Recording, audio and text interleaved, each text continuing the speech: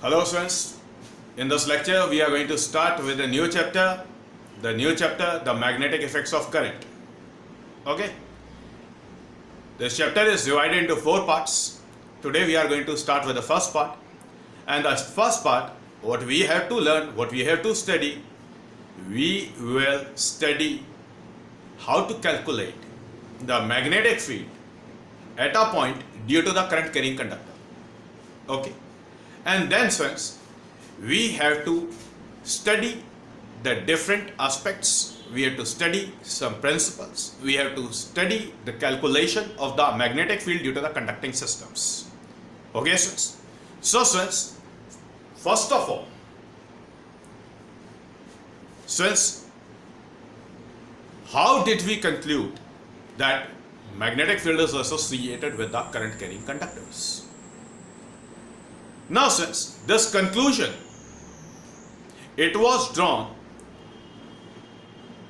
by the scientist whose name is Ørsted. So since we are going to discuss briefly the Ørsted experiment. Okay,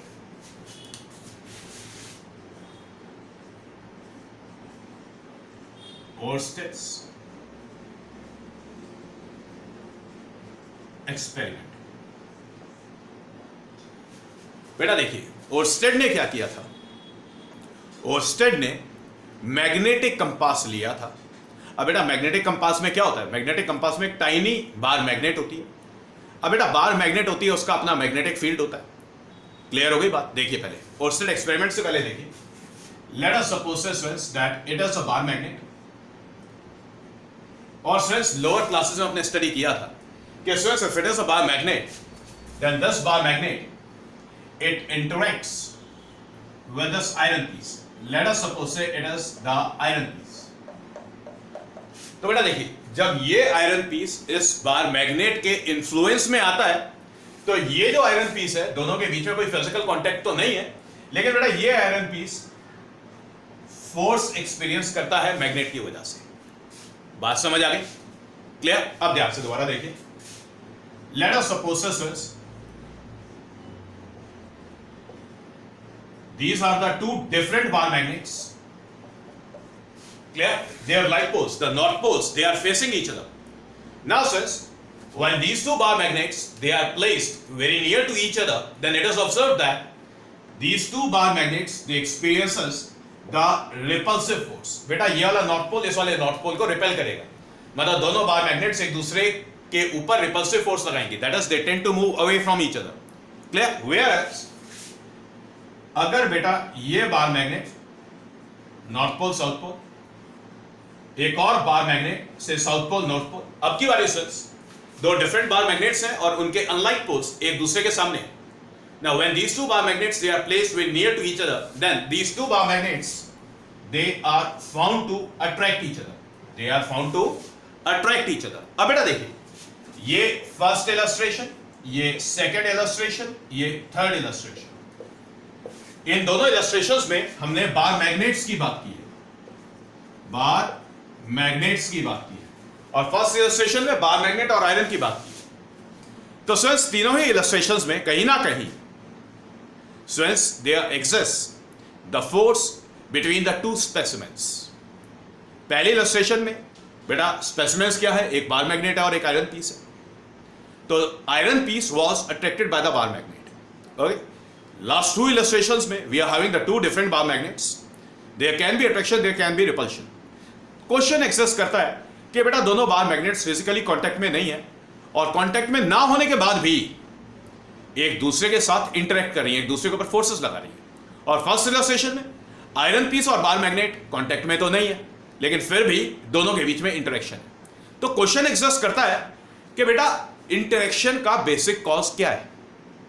interaction क्यों हो रहा है? तो interaction का basic cause है बेटा मैग्नेटिक फील्ड। क्या है?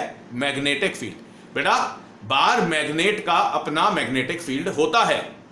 क्लियर? अब जब बेटा इस मैग्नेटिक फील्ड में कोई भी मैग्नेटिक मटेरियल या फिर कोई दूसरा बार मैग्नेट अगर आता है, तो ये मैग्नेटिक फील्ड उस प्लेस्ड बार मैग्नेट या स्पेसिमेन के साथ इंटरेक्ट करता है। तो बेसिकली स्टूडेंट्स, जब आप दो बार मैग्नेट्स की बात करते हैं तो दो बार मैग्नेट्स एक दूसरे के साथ इंटरेक्ट करती हैं, अट्रैक्ट करती हैं या रिपेल करती है। तो ये रिपेल या अट्रैक्ट किसकी वजह से करती हैं? इन दोनों का अपना मैग्नेटिक फील्ड होता है।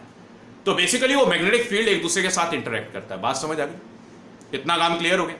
क्लियर हो गई बात? ओके, अब ध्यान से देखिए, ये पहली बात समझ आ गई? ओके,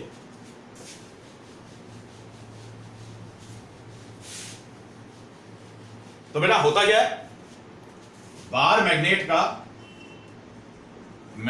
का मैग्नेटिक फील्ड होता है, मैग्नेटिक फील्ड होता है। अब देखिए, फर्स्ट इलस्ट्रेशन में हमने देखा कि आयरन पीस बार मैग्नेट से अट्रैक्ट हुआ। क्या बेटा आयरन पीस बार मैग्नेट को अट्रैक्ट कर रहा था? नहीं, बार मैग्नेट ने आयरन पीस को अट्रैक्ट किया।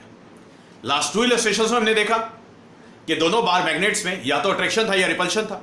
किसकी वजह से? क्योंकि दोनों बार मैग्नेट्स के अपने मैग्नेटिक फील्ड्स थे, तो मैग्नेटिक फील्ड्स बेसिकली इंटरेक्ट कर रहे थे। बात समझ आ गई? इतना काम क्लियर है? तो स्टूडेंट्स, हर बार मैग्नेट का अपना मैग्नेटिक फील्ड होता है। क्लियर? ओके। अब अगर कोई एक बार मैग्नेट अगर बेटा उसका कॉन्फ़िगरेशन चेंज होता है तो उसका कॉन्फ़िगरेशन चेंज करने के लिए कोई एक्सटर्नल मैग्नेटिक फील्ड चाहिए। पल्ले पड़ गई बात? तो ये ओर्स्टेड एक्सपेरिमेंट का बेसिक है। अब ओर्स्टेड एक्सपेरिमेंट को क्लियर करते हैं। बेटा ओर्स्टेड ने क्या किया, let us suppose it as a battery and it is the key the battery is connected across the wire AB. The battery is connected across the wire AB through the key K. तो बेटा ये wire AB है। अब Oersted ने क्या किया, Oersted ने इस वायर AB के बिल्कुल ठीक नीचे, late us suppose it is the wire AB, इस वायर AB के बिल्कुल ठीक नीचे मैग्नेटिक कंपास को प्लेस किया।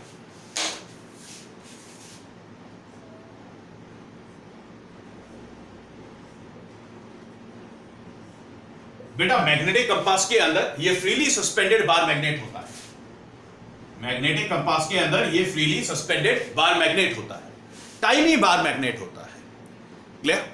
तो ओर्स्टेड ने क्या किया, एक वायर AB जिसको बैटरी से कनेक्ट किया थ्रू द की के, और वायर के बिल्कुल ठीक नीचे रखा है मैग्नेटिक कंपास। क्लियर?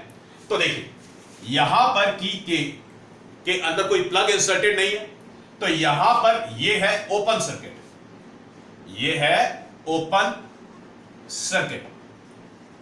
तो बेटा जब सर्किट ओपन है तो इस बार मैग्नेट के अंदर कोई डिफ्लेक्शन प्रोड्यूस नहीं होता। ओर्स्टेड ने देखा कि बार मैग्नेट तो रखा है लेकिन बार मैग्नेट के अंदर कोई डिफ्लेक्शन प्रोड्यूस नहीं हो रहा है। बात समझ आ गई? अब फिर ओर्स्टेड ने क्या किया, बैटरी की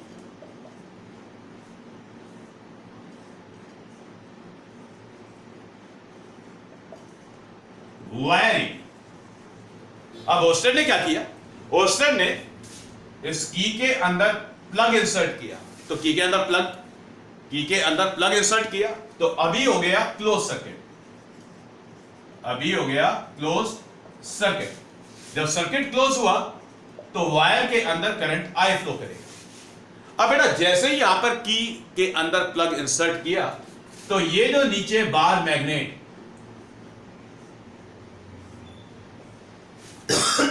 ये जो नीचे बार मैग्नेट या मैग्नेटिक कंपास प्लेस था, ओर्स्टेड ने देखा प्लग इंसर्ट करते ही इस मैग्नेटिक कंपास में डिफ्लेक्शन प्रोड्यूस हो जाता है।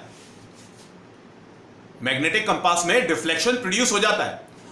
ठीक है? For example let us suppose से ये करंट कैरिंग वायर है, बार मैग्नेट ऐसे रखा हुआ था, तो जब वायर के अंदर से करंट फ्लो कर रहा है तो बार मैग्नेट घुमा, बार मैग्नेट के अंदर डिफ्लेक्शन प्रोड्यूस हो गया। और ये डिफ्लेक्शन तब तक रहता है जब तक की के अंदर प्लग इंसर्टेड रहता है, मतलब वायर के अंदर से करंट फ्लो करता रहता है। बात समझ आ गई? अब बेटा जैसे ही ओर्स्टेड ने यहां पर की से प्लग रिमूव किया तो वापस ही ओपन सर्किट हो गया। ओके? तो यहां पर जो डिफ्लेक्शन प्रोड्यूस हुआ था बार मैग्नेट में वो भी डिसअपीयर हो जाता है, खत्म हो जाता है। तो बार मैग्नेट पहले वाले कॉन्फ़िगरेशन में वापस आ जाता है। उसने फिर दोबारा प्लग डाल के देखा, फिर प्लग डाला, प्लग डालते ही फिर से बार मैग्नेट के अंदर डिफ्लेक्शन प्रोड्यूस हो जाता है, और तब तक रहता है जब तक प्लग की के अंदर इंसर्टेड रहता है। मतलब जब प्लग की के अंदर इंसर्ट हुआ तो वायर के अंदर से करंट फ्लो कर रहा था। तो मतलब ऑर्स्टेड ने क्या कंक्लूड किया? ऑर्स्टेड ने कंक्लूड किया कि जब तक वायर के अंदर करंट फ्लो कर रहा है तब तक बार मैग्नेट में डिफ्लेक्शन था, मैग्नेटिक कंपास में डिफ्लेक्शन था। और जैसे ही करंट विड्रॉ कर लेते हैं, करंट खत्म करते हैं वायर के अंदर से, की के अंदर से प्लग रिमूव कर लिया, ओपन सर्किट हो गया, करंट खत्म हो जाएगा वायर के अंदर से, तो बार मैग्नेट वापस अपना ओरिजिनल कॉन्फ़िगरेशन रिगेन करता है। मतलब बार मैग्नेट के अंदर जो डिफ्लेक्शन था वो खत्म हो जाता है। समझ आई बात? तो यहां से पता लगा कि बेटा बार मैग्नेट के अंदर डिफ्लेक्शन अगर प्रोड्यूस करना है तो कहीं ना कहीं कोई दूसरा मैग्नेटिक फील्ड चाहिए। वो दूसरा मैग्नेटिक फील्ड इस बार मैग्नेट के मैग्नेटिक फील्ड के साथ इंटरेक्ट करेगा, जिसकी वजह से डिफ्लेक्शन हुआ। पल्ले पड़ गई बात। तो यार जब की के अंदर प्लग डाला तो डिफ्लेक्शन है, की के अंदर से प्लग हटा लिया, डिफ्लेक्शन खत्म हो गया। तो स्विल्स ऑर्स्टेड के समझ आया कि जब वायर ए बी के अंदर से करंट फ्लो कर रहा है तो बेटा वायर ए बी के अराउंड एक मैग्नेटिक फील्ड डेवलप हुआ, वायर ए बी के अराउंड एक मैग्नेटिक फील्ड डेवलप हुआ। अब ये जो प्रोड्यूस्ड मैग्नेटिक फील्ड है, ये जो डेवलप्ड मैग्नेटिक फील्ड है, ये बार मैग्नेट के मैग्नेटिक फील्ड के साथ इंटरेक्ट कर रहा था, जिसकी वजह से बार मैग्नेट के अंदर डिफ्लेक्शन था, मतलब मैग्नेटिक कंपास में डिफ्लेक्शन था। पल्ले पड़ गई बात। इतना काम क्लियर हुआ? तो स्विस इस छोटे से एक्सपेरिमेंट से ऑर्स्टेड के समझ में आ गया कि अगर वायर के अंदर से करंट फ्लो करेगा तो वायर के अराउंड एक मैग्नेटिक फील्ड डेवलप हो जाएगा। ओके, तो स्विस ये जो वायर के अंदर करंट है और करंट की वजह से मैग्नेटिक फील्ड है, इसका जो ओरिजिन है ये ऑर्स्टेड एक्सपेरिमेंट है। तो ऑर्स्टेड एक्सपेरिमेंट में क्या हुआ? ऑर्स्टेड एक्सपेरिमेंट के सीधा ऑब्जर्वेशन की बात करते हैं और कंक्लूजन की बात करते हैं। ठीक है, ऑर्स्टेड एक्सपेरिमेंट आपने हेडिंग डाला, हेडिंग डालने के बाद बार मैग्नेट का अपना मैग्नेटिक फील्ड होता है। बेटा ये ओपन सर्किट ड्रॉ कर ले, क्लोज सर्किट ड्रॉ कर ले, ड्रॉ करने के बाद जल्दी से पहले ड्रॉ कर ले, उसके बाद पहले ऑब्जर्वेशन और कंक्लूजन। ओके, जल्दी से कॉपी करिए।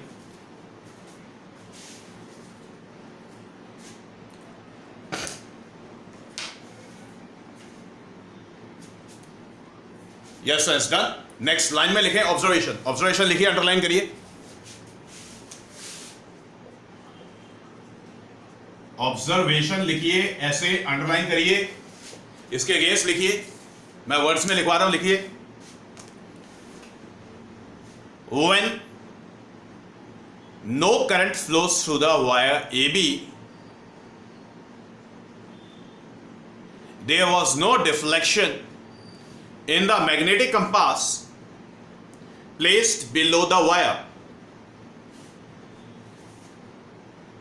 full stop। बेटा ये जो ऑब्जर्वेशन लिखी है, ये जो स्टेटमेंट लिखी है, इसको वन कर लें, वन करके लिखें। नेक्स्ट लाइन में सेकंड करके लिखें, सेकंड करके लिखें। When the plug is inserted in the key के,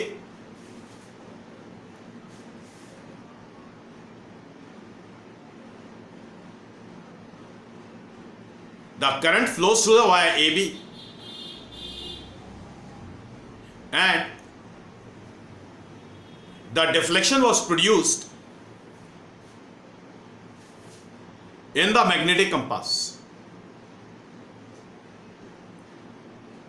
and this deflection lasts as long as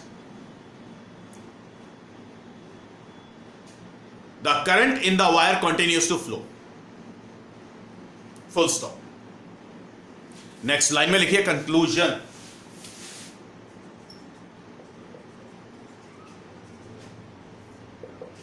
conclusion लिखिए, अंडरलाइन करिए, इसके अगेंस्ट लिखिए। From the experiment Oersted concluded that the magnetic field is developed around the conductor carrying current, and due to this produced magnetic field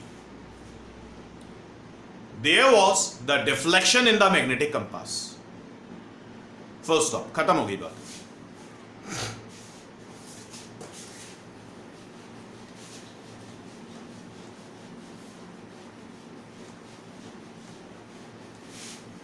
तो friends Orsted experiment से पता लगा कि current carrying conductor के around magnetic field होता है।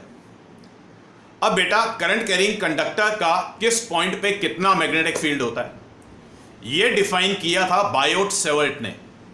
तो Biot Savart law से पता लगेगा कि फ्रेंड्स किस पॉइंट पर कितना मैग्नेटिक फील्ड है। और अब की बारी बायोट सेवर्ट लॉ में पूरे कंडक्टर को कंसीडर नहीं करेंगे, हम कंडक्टर के स्मॉलेस्ट पॉसिबल पार्ट को कंसीडर करेंगे, उसको बोलेंगे करंट लेंथ एलिमेंट। बात समझ आ गई? नेक्स्ट लाइन में लिखिए Biot Savart law.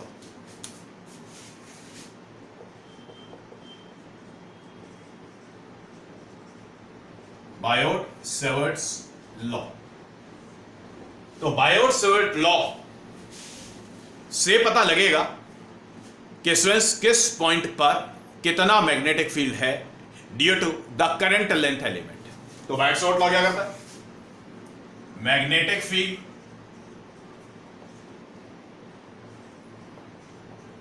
Due to current length element. Biot Savart law क्या करेगा? Magnetic field due to current length element define करेगा। पल्ले पड़ गई बात। अब ये करंट लेंथ एलिमेंट क्या है पहले मैं ये समझा रहा हूं। देखिए, late us suppose say that it is the conductor and this conductor carries the current से I in this direction. The current is flowing from A to B. तो हम क्या करेंगे बेटा, पूरे कंडक्टर को स्मॉलेस्ट पॉसिबल आइडेंटिकल पार्ट्स में divide करेंगे। ठीक है, लेट अस सपोज से बेटा ये स्मॉलेस्ट पॉसिबल पार्ट है जिसको हमने पॉइंट C पे मार्क कर लिया। ठीक है, इसको बोलेंगे करंट लेंथ एलिमेंट। क्या बोलेंगे इसको? Current length element. अब ये जो लेंथ है दैट इज सपोज से dl। तो dl is the length of this element. समझ आ गई बात? ये बात समझ आई? अब बेटा current length element vector quantity है। करंट लेंथ एलिमेंट क्या है? वेक्टर क्वांटिटी है। पूरी मैग्नेटिक्स में जब भी आप लेंथ को पढ़ेंगे तो वेक्टर लेंगे उसको। अब बेटा ये जो वेक्टर क्वांटिटी है इसका डायरेक्शन होगा। डायरेक्शन कैसे डिफाइन करते हैं करंट लेंथ एलिमेंट का? The direction of current length element is defined by drawing the tangent in the direction of the current flow. देखिए बेटा पॉइंट C को करंट इस डायरेक्शन में क्रॉस करेगा, तो vector dl current length element हो गया। और वेक्टर dl का जो डायरेक्शन है it is tangential to the conductor. It is tangential to the conductor. पल्ले पड़ गई बात? समझ आ गई बात? ओके।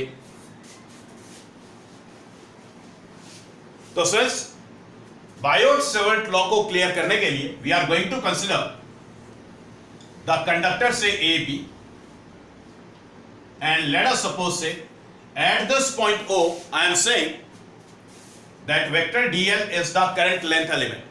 तो टेंजेंट ड्रॉ करते हैं, तो ये जो ड्रॉन टेंजेंट है लेट अस सपोज से कंडक्टर के साथ कोइंसाइड करती है। इसको थोड़ा हाईलाइट कर लेते हैं।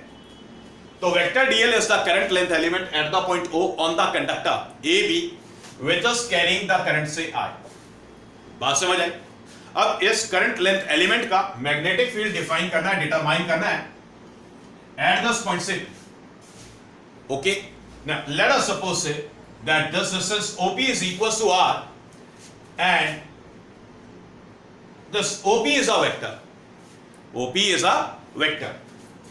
OP is a vector and let us call this as say vector R. Got it? बात समझ आ गई? ओके, तो ये जो लेंथ OP है बेटा, लेंथ OP है ये हमारा R के इक्वल है। Got it? पहले काम करिए, बायोट सेवर्ट लॉ हेडिंग डालिए। ये आपको मैंने बताया है करता क्या है Biot Savart law. Biot Savart law से हमें क्या पता लगेगा? ठीक है, जब बायोट सेवर्ट लॉ है ये नहीं लिखना है, ये कॉपी कर लिया आपने, इसको हैश में डाल देना, इसको आप हैश में डाल देना। और याद होगा आपको बताया गया था जो हैशेस में डलवाऊंगा आंसर शीट्स पे नहीं लिखा जाता, वो आपके लिए नॉलेज है। ठीक है, आपके लिए पॉइंट्स हैं, आपका लर्निंग मटेरियल है। आप ऐसा करिए, ये वाला फिगर कॉपी करिए,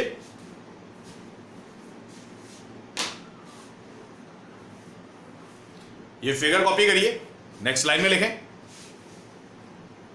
consider the conductor AB carrying the current I, full stop.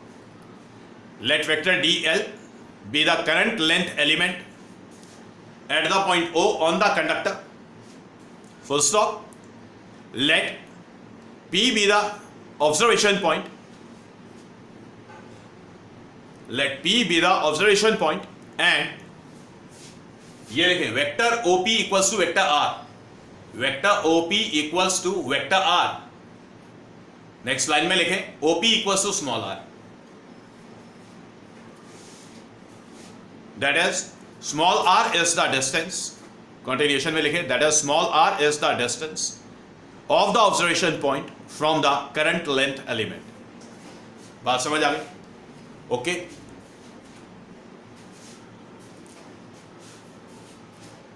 फिर इसके बाद नेक्स्ट लाइन में लिखें let theta be the angle. Let theta be the angle between the directions of vector dl and vector r. Full stop. Next line में लिखें देखिए पूरे conductor का मैग्नेटिक फील्ड P पॉइंट पे कुछ तो होगा, लेकिन हम निकाल रहे हैं magnetic field at the point P due to the current length element. तो स्टूडेंट्स करंट लेंथ एलिमेंट की बात करेंगे, smallest possible part of the current carrying conductor की बात करेंगे, इसलिए स्टूडेंट्स P पॉइंट पे जो मैग्नेटिक फील्ड होगा that will be very small. Got it? Next line में लिखें let B be vector. Let D be vector. Small d, capital B. Capital B stands for magnetic field. Okay? Let D be vector, be the small magnetic field produced at the point P due to the current flowing through the current length element. बात समझ आई? अब बेटा Biot Savart की observations की बात करेंगे. Biot Savart ने क्या ऑब्जर्व किया सीधे उसकी बात करेंगे. बायोट सेवर्ट लॉ के अकॉर्डिंग, ठीक है, जो ये स्मॉल मैग्नेटिक फील्ड है ये बेटा करंट के ऊपर डिपेंड करेगा, करंट लेंथ एलिमेंट की लेंथ के ऊपर डिपेंड करेगा साइन ऑफ थीटा की वैल्यू के ऊपर, और डिपेंड करेगा distance of the observation point from the length element के ऊपर. चार चीजों के ऊपर डिपेंड करेगा. ठीक है. अब नेक्स्ट लाइन में लिखें according to Biot-Savart law. According to Biot-Savart law, ऐसे लिखें 10 dB मैग्नीट्यूड की बात होगी अभी. 10 dB is directly proportional to I. मतलब जितना ज्यादा बेटा करंट का वैल्यू होगा उतना ज्यादा मैग्नेटिक फील्ड होगा. 10 dB is directly proportional to sin of theta. Sine of theta का जितना ज्यादा वैल्यू होगा उतना स्ट्रॉन्ग मैग्नेटिक फील्ड होगा, उतना ज्यादा मैग्नेटिक फील्ड होगा. And thus dB is directly proportional to dl. dB is directly proportional to dl. मतलब बेटा जितना ज्यादा लेंथ होगा उतना ज्यादा मैग्नेटिक फील्ड होगा. And thus dB is found to be inversely proportional to r square. बेटा जितना ज्यादा डिस्टेंस होगा उतना वीक मैग्नेटिक फील्ड होगा. तो ये बेटा चार पैरामीटर्स है. जो स्मॉल मैग्नेटिक फील्ड है due to the current length element at any observation point will depend on the current flowing through it, the value of the sine theta, the value of dl, that is the length, the magnitude of the length of the current length element, and it is inversely proportional to the square of the distance of the observation point from the current length element. Copy करें.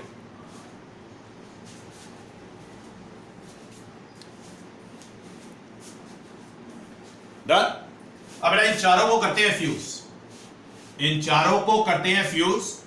This dB is directly proportional to I dl sin theta divided by r square. Directly proportional to I dl sin theta divided by r square. Got it? समझ आ गई ये बात? Copy करें. Done.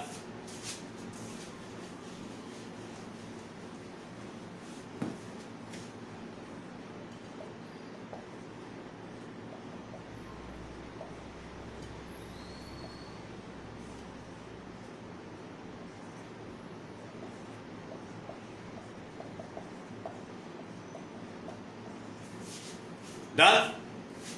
Now, sirs, to remove this proportionality sign, we have to put the proportionality constant.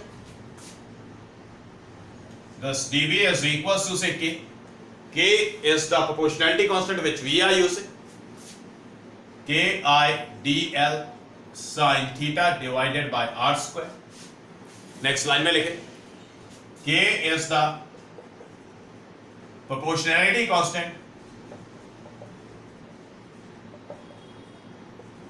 K is the proportionality constant and it defines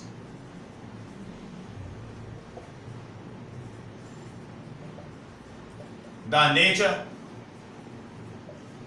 of the medium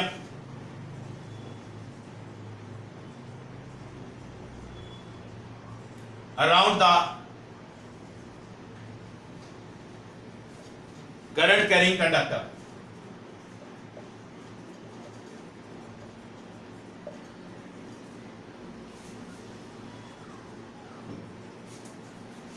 K is the proportionality constant and it defines the nature of the medium around the current carrying conductor. बात समझ आ गई? Now since this सिर्फ इतना लिखें अब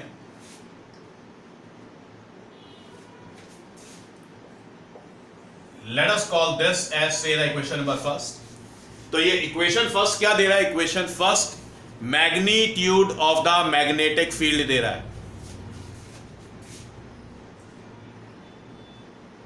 एक काम करें, के की बातें आने वाले टाइम में करेंगे. याद रखिए इन एयर और वैक्यूम की अगर बात करें तो बेटा के को लिखते हैं μ0/4π. के कितना होता है? μ0/4π. जैसे इलेक्ट्रोस्टैटिक्स में 1/4π एप्सिलॉन नॉट होता था ना. एप्सिलॉन नॉट वो फिजिकल क्वांटिटी थी इलेक्ट्रोस्टैट्स में जो नेचर ऑफ द मीडियम को डिफाइन करती थी. बिल्कुल ठीक वैसे ही यहां पर ये μ0 वो फिजिकल क्वांटिटी है जो नेचर ऑफ द मीडियम को डिफाइन करती है. इसको बोलते हैं परमिएबिलिटी. एयर के केस में वर्ड यूज करते हैं एब्सोल्यूट परमिएबिलिटी ऑफ एयर और वैक्यूम. बात समझ आ गई? अब स्टूडेंट्स के का यूनिट होगा, मैग्नेटिक फील्ड का यूनिट होता है Tesla.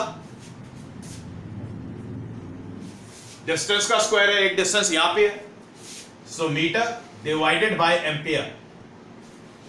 Tesla metre per ampere. और μ0 का जो वैल्यू है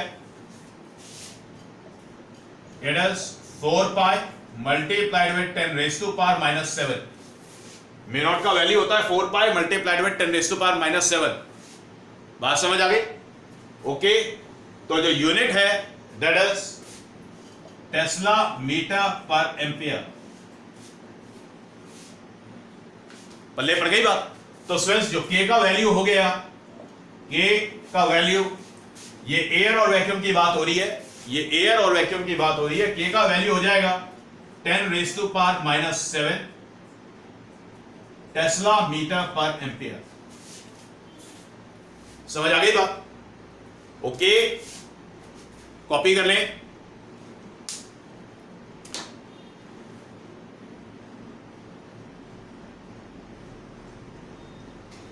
कॉपी करिए. अभी के की बात अलग से कर लेंगे, पहले सिर्फ बायोट लॉ कंप्लीट कर लेते हैं. डन. नेक्स्ट लाइन में लिखें the equation first. The equation first is the magnitude of the small magnetic field produced at the point P due to the current flowing through the current length element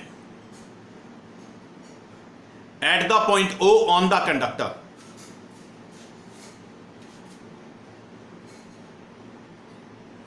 इसे copy कर लिया, मिटाना है मुझे, copy कर लेगा, नहीं किया तो जल्दी से.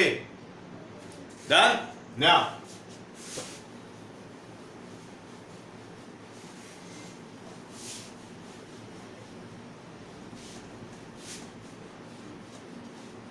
तो बेटा ये जो इक्वेशन नंबर फर्स्ट है ये magnitude of the magnetic field है. ओके. अब ध्यान से देखिए, this dB is written as k multiplied with I multiplied with dl multiplied with sin theta divided by r square multiplied with 1 लिख लेते हैं. ठीक है. अभी बताता हूं मैंने 1 क्यों लिखा है. देखिए students, vector OP, vector R था, ठीक है, और लेंथ ओपी इज आर। तो बेटा यूनिट वेक्टर अगर लेते हैं आप, वेक्टर ओपी का यूनिट वेक्टर लेते हैं तो ये हो जाएगा, it is vector R divided by R. पल्ले पड़ी बात। अब ध्यान से देखिए, अब हमें बेटा वेक्टर नोटिफिकेशन लिखना है, तो dv vector is written as से k i, k कांस्टेंट था, i current scalar quantity, dl magnitude of vector dl, 1 magnitude of the unit vector. बात समझ आ गई? तो इसको कैसे लिखेंगे आप, vector dl cross r cap, vector dl cross r cap, r cap is the unit vector, mention करें r cap is the unit vector along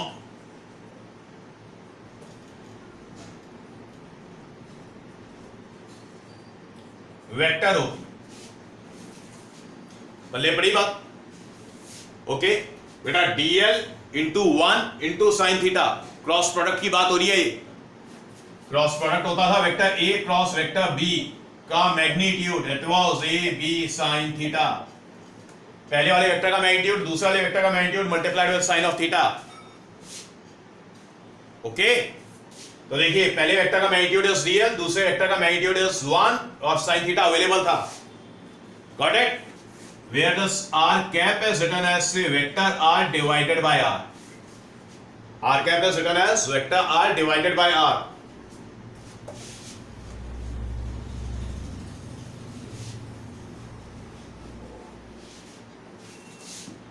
समझ आ गई बात? अब मैं यहां पे कर रहा हूं,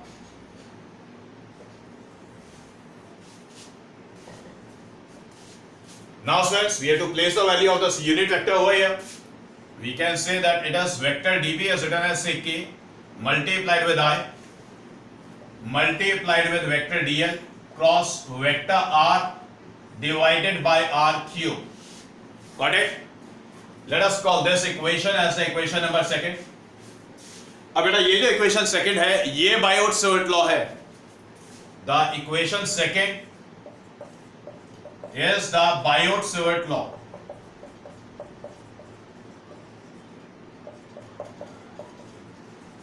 Equation second is the Biot-Savart's law. तो बेटा डायरेक्शन ऑफ वेक्टर dB, मतलब the direction of the magnetic field is defined by the cross product of vector dl and vector r.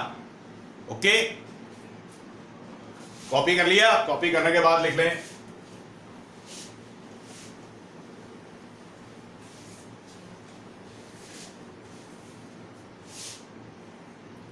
direction of vector dv is defined by direction of vector dl cross vector r.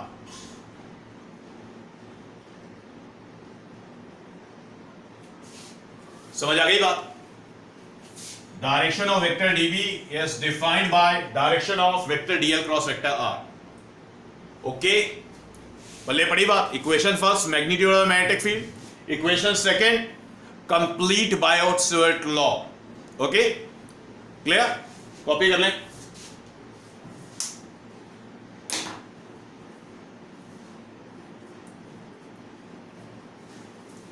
तो बस ये याद रखें, Biot-Savart law किसके लिए है? Biot-Savart law is for the magnetic field at the observation point due to the current flowing through the current length element. ये छोटी सी बात याद रखें। क्लियर? अब स्टूडेंट्स बात करते हैं प्रोपोर्शनैलिटी कांस्टेंट जो के हमने यूज किया था, इसके बारे में बातें करते हैं।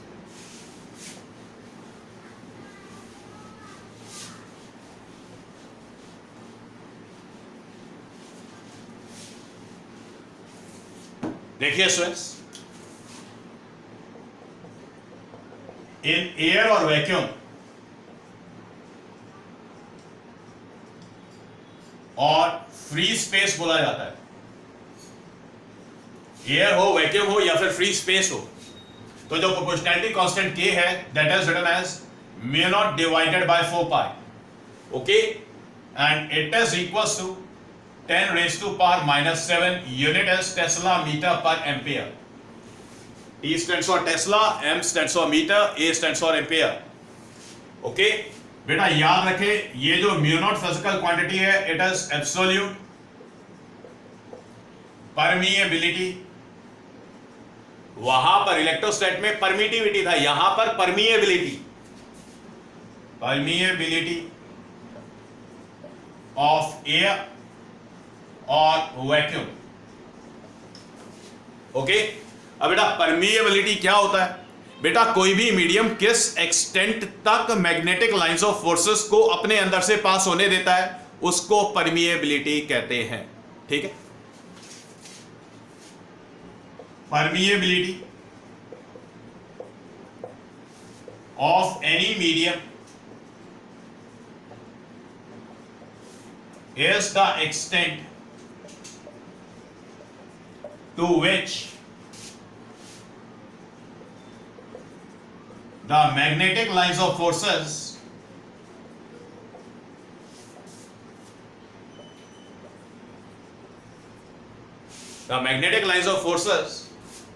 are allowed to pass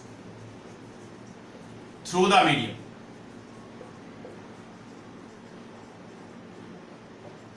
तो स्ट्रेस परमिएबिलिटी क्या होता है समझ आ गई बात? It is the extent of the medium, या यू कह लेते हैं it is the property of the medium by virtue of which the medium allows the passage of the magnetic lines of forces to a given extent. Okay, बात समझ आ गई? Magnetic lines, हर medium अपने अंदर से मैग्नेटिक लाइंस ऑफ फोर्सेस को पास होने देता है, लेकिन किसी एक पर्टिकुलर एक्सटेंट तक. मतलब डिफरेंट मीडियाज डिफरेंट एक्सटेंट तक मैग्नेटिक लाइंस ऑफ फोर्सेस को अपने अंदर से पास होने देते हैं. समझ आ गई बात? इसको परमिएबिलिटी कहते हैं. पहले पढ़ी बात. तो बेटा म्यू नॉट एब्सोल्यूट परमिएबिलिटी है एयर और वैक्यूम का. म्यू नॉट का जो वैल्यू होता है it is 4 pi multiplied with 10 raise to power minus 7. Unit is tesla metre per ampere. Unit is tesla metre per ampere. ये बात समझ आ गई? एयर और वैक्यूम की बात समझ आ गई? ओके, अब बेटा जब हम डिफरेंट मीडियाज की बात करते हैं अदर देन एयर और वैक्यूम, तब स्वयं हम परमिएबिलिटी की बात ना करके रिलेटिव परमिएबिलिटी की बात करते हैं. रिलेटिव परमिएबिलिटी की बात करते हैं. ठीक है, ओके, पहले इसको कॉपी करें फिर आगे बात करते हैं.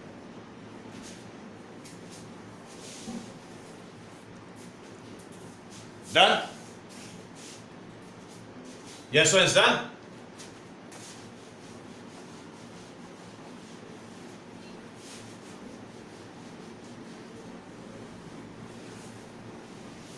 Now,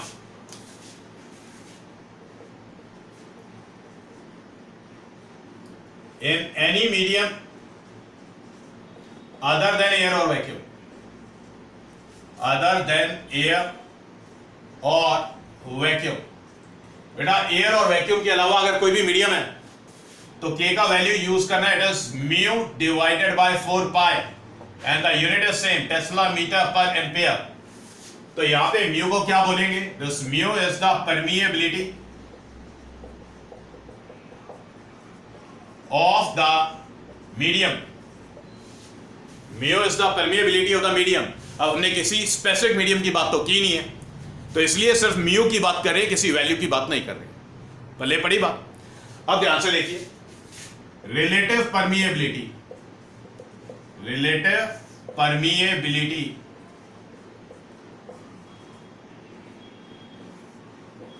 ऑफ द मीडियम क्या होता है? Relative permeability of the medium क्या होता है? मीडियम का रिलेटिव परमिएबिलिटी होता है, क्या होता है? डिनोट करते हैं इसको म्यू आर से.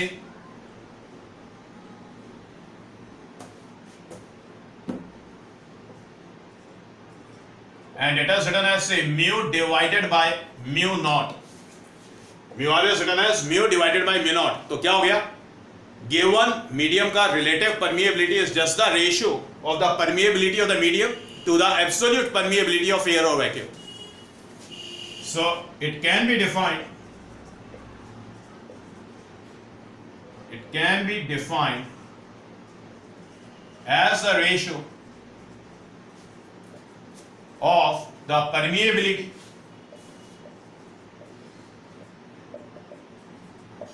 of the medium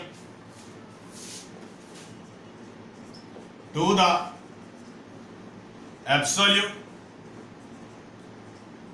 permeability of air or vacuum.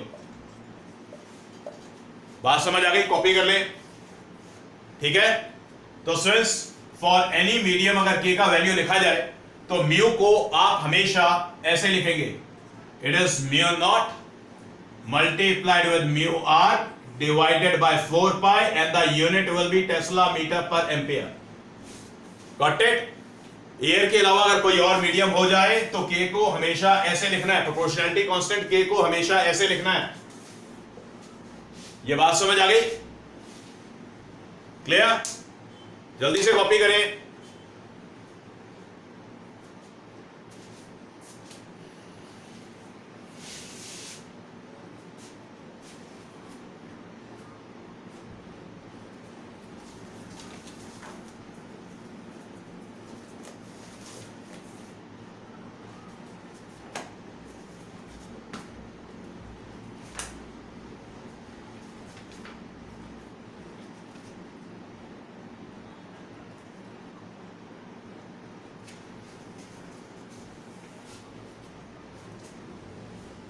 Yes, sir. Now,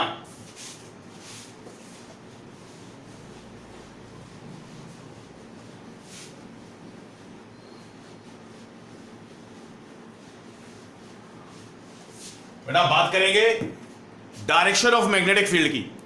Biot-sort law में बता दिया है, direction of magnetic field is defined by the direction of vector dl cross vector r. That is the cross product of vector dl and vector r. ठीक है? एक rule है, मैं rule समझा देता हूं आपको. Direction of magnetic field due to current length element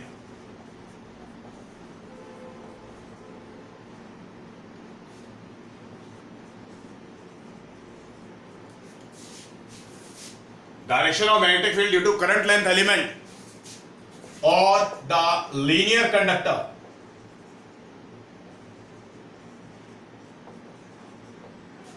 It is defined by right hand thumb rule. Right hand thumb rule. So ये बात समझ आ गई?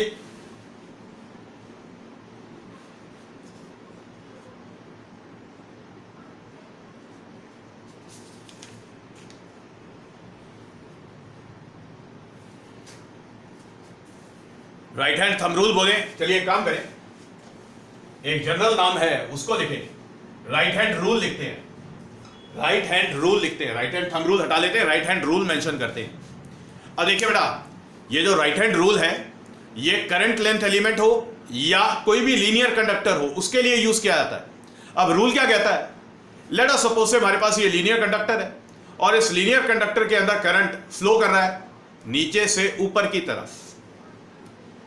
तो students, right hand, right palm, आपने इस कंडक्टर को पकड़ना इस तरीके से है, राइट पाम से पकड़ना है. इसको याद रखें, राइट पाम से आपने करंट कैरिंग कंडक्टर को इस तरीके से पकड़ना है कि जो थंब है वो करंट फ्लो के अलोंग हो.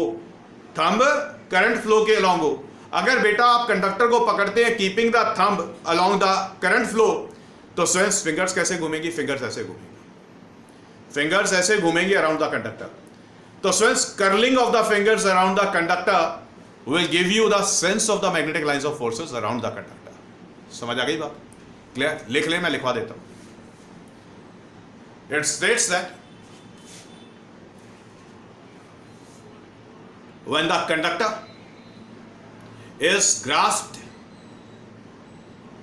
by the right hand keeping the thumb along the direction of the current flow, then the curling of the fingers of the right hand around the conductor gives the sense of the magnetic lines of forces, gives the sense of magnetic lines of forces around the conductor. समझ आ गई बात? अब ध्यान से देखिए, जैसे ये कंडक्टर है, कंडक्टर के अंदर करंट नीचे से ऊपर फ्लो कर रहा है, और अगर हम इसको ऐसे पकड़ते हैं तो थंब रखना है करंट फ्लो के लॉन्ग, करंट नीचे से ऊपर था, ठीक है। जब आप इसको पकड़ेंगे राइट हैंड में तो स्टूडेंट्स राइट हैंड की फिंगर्स घूमेंगी, राइट हैंड की फिंगर्स अराउंड द कंडक्टर। अगर हम ऐसे देख रहे हैं, ऊपर से देख रहे हैं, तो एंटी क्लॉकवाइज सेंस में दिखाई देगी, अगर ऐसे नीचे से देखेंगे तो क्लॉकवाइज सेंस में दिखाई देगी। समझ आ गई बात? तो स्टूडेंट्स ये देखिए,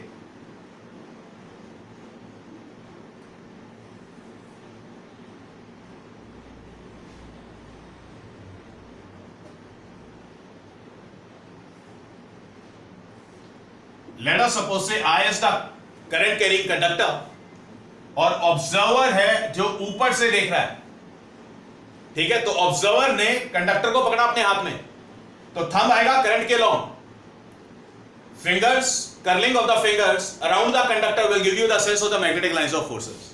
तो ऊपर से देखेगा तो जो मैग्नेटिक लाइंस ऑफ फोर्सेस का सेंस होगा वो एंटी क्लॉकवाइज होगा, एंटी क्लॉक वाइज सेंस होगा of magnetic lines of forces.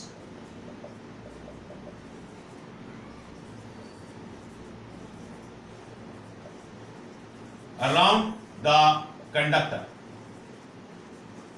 Copy कर ले इसको, ओके। तो thumb of right hand along the current flow and the curling of fingers gives the sense of the magnetic lines of forces around the conductor. समझ आ गई बात? जल्दी से कॉपी करिए।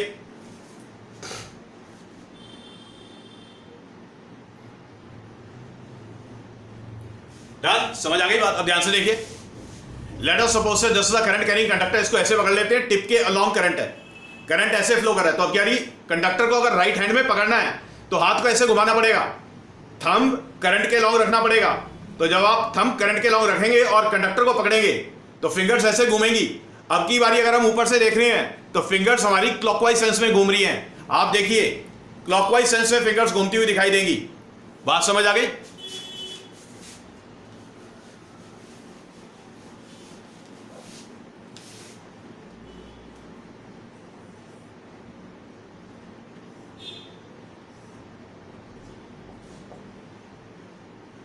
अब की बारी, ऑब्जर्वर है यहां से देख रहा है, ठीक है, करंट डाउनवर्ड डायरेक्शन में दिखाई दे रहा है।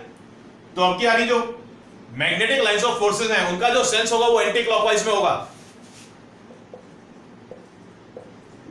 Thumb along the current flow, okay. The sense of magnetic lines of forces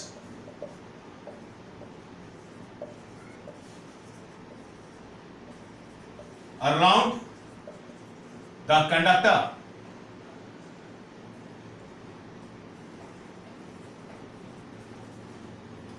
is clockwise.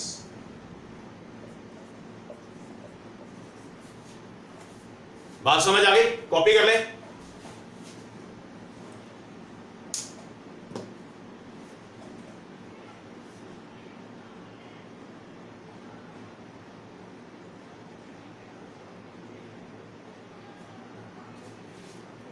Copy कर लिया? अब ध्यान से देखिए स्टूडेंट्स, मैं आपको तरीका बताता हूं। जब बेटा डायरेक्शन ऑफ मैग्नेटिक फील्ड आपको डिटरमाइन करना हो due to the current length element या लीनियर कंडक्टर, अगर करंट लेंथ एलिमेंट है तो उसकी जगह पे आप लीनियर कंडक्टर कंसीडर कर लें, ठीक है, ओके। बड़ा सिंपल सा तरीका बता रहा हूं, हाथ घुमाने की ज्यादा जरूरत नहीं पड़ेगी, ओके। देखिए ध्यान से, late us suppose it is the conductor से AB and it carries the current I from A to B। तो बेटा राइट हैंड थंब रूल या राइट हैंड रूल कैसे यूज करना है, ध्यान से देखिए बेटा। राइट हैंड ऐसे, ओके, थंब सीधा, फिंगर्स बिल्कुल सीधी। लेट अस सपोज से ऑब्जर्वेशन पॉइंट से P, अब ध्यान से देखिए यूज करना कैसे है, हाथ को रखेंगे कैसे, हाथ इस तरीके से रखें कि थंब आए करंट के लॉन्ग और जो ये फिंगर्स हैं ये पॉइंट करें टुवर्ड्स द कंडक्टर, जिस साइड पे कंडक्टर है। देखिए कंडक्टर दिखाई दे रहा है, ऑब्जर्वेशन पॉइंट आपको कंडक्टर के इस साइड दिखाई दे रहा है, राइट साइड। तो बेटा हाथ को ऐसे रखना है, ऐसे रख लिया, थंब आ गया करंट के लॉन्ग और फिंगर्स पॉइंट कर रही है towards the observation point. Okay, अब आपने क्या करना है, आपने सिर्फ हाथ को इस वाले शेप में लाना है, इस शेप में, ठीक है। देखिए करंट के लॉन्ग थंब है, फिंगर्स पॉइंट करिए towards the observation point, fingers को हल्का सा कर्व करिए, अब पेपर पे मार्क करिए, आप पेपर यूज कर रहे हैं, पेपर पे मार्क करिए, पेपर पे फिंगर्स किधर जाती हुई दिखाई दे रही है आपको, perpendicular to the plane of paper and in the inward direction, अंदर की तरफ, दिस वे। थंब के अलोंग करंट के अलोंग थंब है, फिंगर मार्क करके देखें, राइट हैंड का फिंगर मार्क करके देखें कैसे दिखाई दे रही है, perpendicular to the plane of paper and in the inward direction. तो ये फिंगर का जो डायरेक्शन है ये आपको मैग्नेटिक फील्ड का डायरेक्शन देगा। तो यहां पर vector B is the magnetic field, से the direction of magnetic field is perpendicular to the plane of paper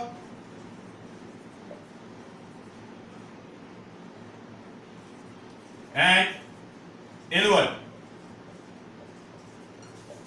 मैंने सीधा पेपर लिख दिया है क्योंकि आप पेपर पे कर रहे हैं तो पेपर पर लिखें, ऑब्जर्वेशन पॉइंट इस साइड है, ठीक है। अब ध्यान से देखिए, अगर बेटा ऑब्जर्वेशन पॉइंट इस साइड होता, कंडक्टर के लेफ्ट साइड पे होता, तब हाथ को कैसे रखना है, ध्यान से देखिए, राइट हैंड ऐसे रखा, खुद घूम जाएं या रजिस्टर को घुमा लें, क्लियर हो गई ये बात। थंब आ गया करंट के लॉन्ग, फिंगर्स पॉइंट कर रही है towards the side of the observation point, जिस साइड पे ऑब्जर्वेशन पॉइंट है, क्लियर। हाथ को फिर से इस शेप में लेके आना है, इस शेप में। तो सिर्फ ऐसे रखिए, इस शेप में फिंगर्स को बेंड करिए, फिंगर्स आपको कैसे आती हुई दिखाई दे रही हैं, फिंगर्स आपको बाहर की तरफ आती हुई दिखाई दे रही है, पूरा हाथ ऐसे नहीं घुमाना, सिर्फ हाथ को ऐसे रखना है, ये वाली शेप याद रखना, थंब करंट के लॉन्ग, ठीक है, ओके, फिंगर्स ऑब्जर्वेशन पॉइंट के लॉन्ग और फिर फिंगर्स को बस हल्का सा बेंड करें, फिंगर्स आपको आउटवर्ड डायरेक्शन में आती हुई दिखाई देंगी। तो यहां पर direction of magnetic field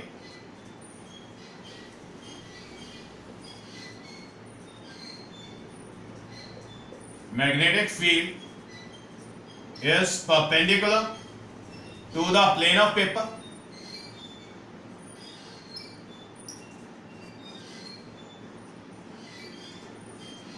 and outward। समझ आ गई बात, कॉपी करें। तो बस सिंपल सा काम करें, राइट हैंड थंब और फिंगर्स, थंब करंट के long, fingers towards the side, जिस साइड पे ऑब्जर्वेशन पॉइंट है, ओके, उस साइड पे रखे फिंगर्स को और हाथ को रखना है इस शेप में, क्लियर। तो जो फिंगर्स का पॉइंटिंग है वो डायरेक्शन ऑफ मैग्नेटिक फील्ड देगा और जो डायरेक्शन ऑफ मैग्नेटिक फील्ड होगा that will be perpendicular to the plane of paper. क्यों? क्योंकि स्टूडेंट्स जो कंडक्टर है और ऑब्जर्वेशन पॉइंट है दोनों प्लेन ऑफ पेपर में, तो कंडक्टर और ऑब्जर्वेशन पॉइंट जिस प्लेन में है उस प्लेन के परपेंडिकुलर डायरेक्शन होता है मैग्नेटिक फील्ड का। It can B inward, it can B outward. समझ आ गई बात, कॉपी करना। ये जो लास्ट में स्टेटमेंट बोली है ये सबसे इंपॉर्टेंट है।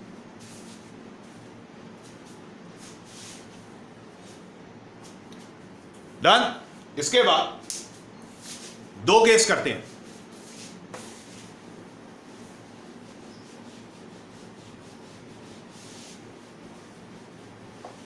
सिर्फ दो केस करेंगे, cases.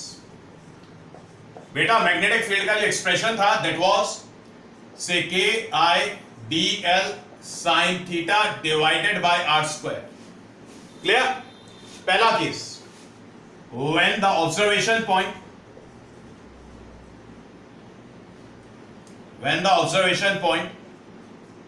lies on the conductor।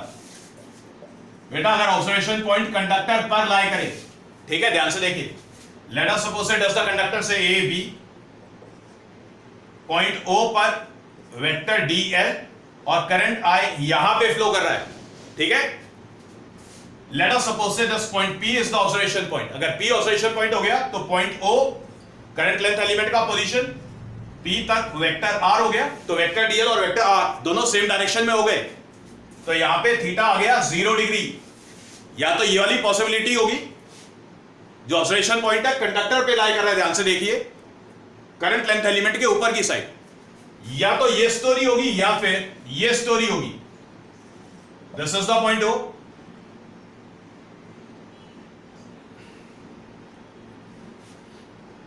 I is the current, this is a vector dl and the observation point P is lying on the conductor but below this current length element. तो vector R यहां पर होगा, vector R यहां पर, OP vector was vector R। तो ध्यान से देखिए, वेक्टर dl दिखाई दे रहा है ऊपर की तरफ, वेक्टर R दिखाई दे रहा है नीचे की तरफ, तो यहां पे थीटा का वैल्यू 180 डिग्री। तो स्टूडेंट्स ये कंडीशन होगी या फिर ये कंडीशन होगी ऑन द कंडक्टर में, ठीक है। तो students sign 0 degree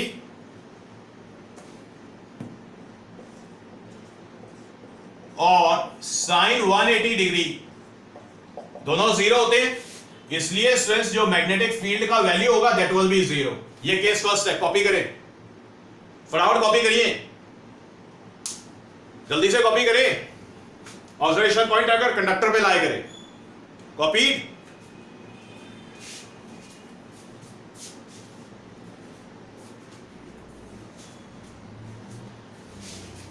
Now the case second,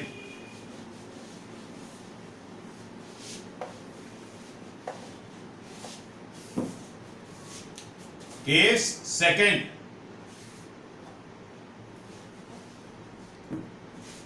when the observation point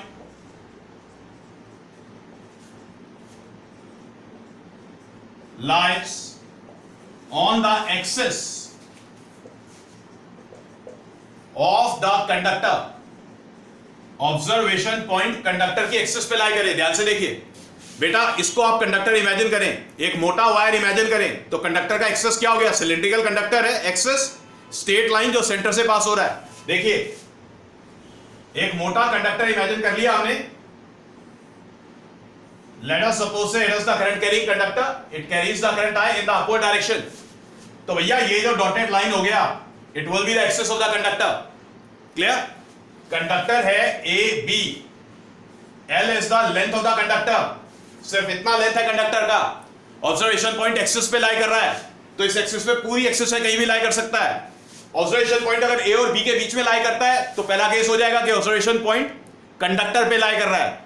अब अगर ऑब्जर्वेशन पॉइंट A और B के बीच में कहीं लाई ना करे, इसके ऊपर लाई करे या नीचे लाई करे, जैसे अगर ऑब्जर्वेशन पॉइंट P कहीं यहां पे लाई करता है या फिर ऑब्जर्वेशन पॉइंट P डैश कहीं यहां पर लाई करता है, तो ये जो ऑब्जर्वेशन पॉइंट है ऑन द कंडक्टर नहीं हुआ, ये on the axis of the conductor हो गया। समझ आ गई ये बात?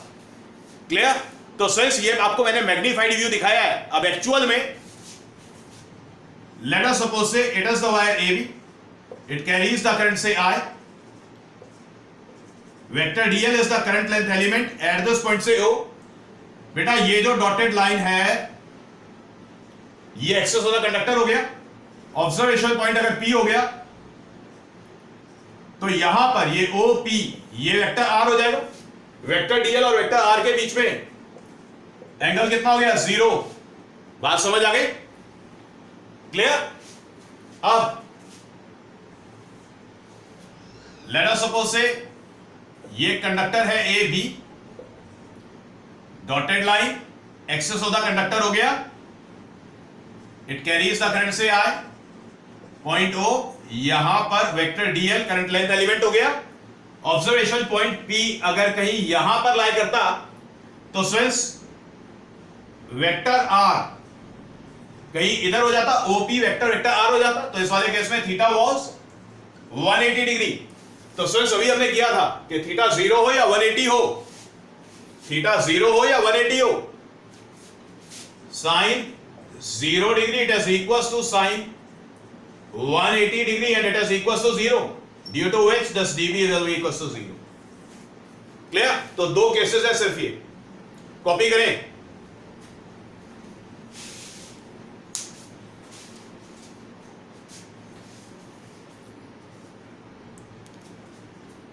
यस फ्रेंड्स, तो दो केसेस हैं। ऑब्जर्वेशन पॉइंट कंडक्टर पे लाई करे तो मैग्नेटिक फील्ड जीरो, सिचुएशन बता दी है फिगर में। Second case, observation point lies on the axis of the conductor, तो भी मैग्नेटिक फील्ड जीरो। पल्ले पड़ गई बात? ओके। अब अगर टोटल मैग्नेटिक फील्ड निकालना है कंडक्टर का, एंटायर कंडक्टर का, तो हमें पहले स्टार्टिंग में तो वायर्स-रॉड लॉ यूज करना है, फिर कुछ कैलकुलेशंस होंगी, कैलकुलेशन से हम टोटल मैग्नेटिक फील्ड निकालेंगे। बात समझ आ गई? Okay. Applications of wires-rod law next lecture में डिस्कस करेंगे। आज के लिए इतना काफी।